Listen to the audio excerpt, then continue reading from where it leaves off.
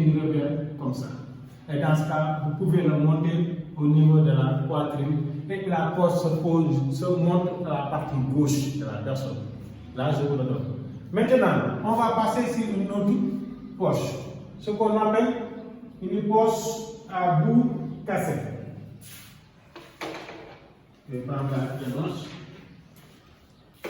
Ça, c'est une des poches. Je vais faire une ligne, je trace une autre poche. On a toujours les mêmes mesures de standard. On a 15 cm.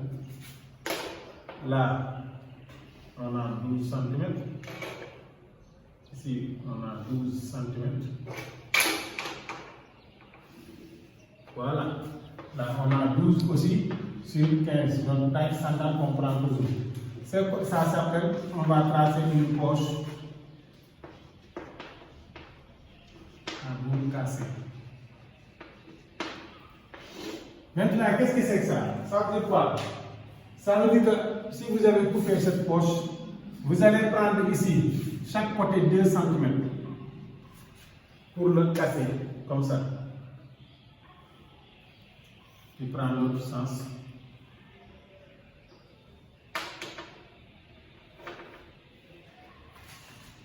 Voilà, ça veut dire que la poche est là. Ça aussi, c'est la même chose en haut. En haut aussi, pour le revers, vous pouvez aussi faire comme ça, tracer une ligne de 3 cm. Ça doit être 3 cm, c'est bon. Vous pouvez aussi descendre à 1 cm au milieu pour tracer aussi cette forme. Voilà, ça sont des formes que vous pouvez faire en haut. Regardez, donc on a 2 ici. Ça veut dire que vous pouvez le reproduire. N'oubliez pas qu'une poche se loge à côté gauche de la personne. Maintenant, on va passer à notre troisième poche, ce qu'on appelle une poche à bout pointu. Poche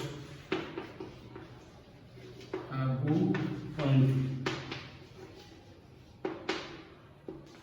Voilà.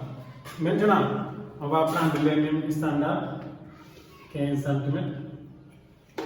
Ici, on a 12 cm.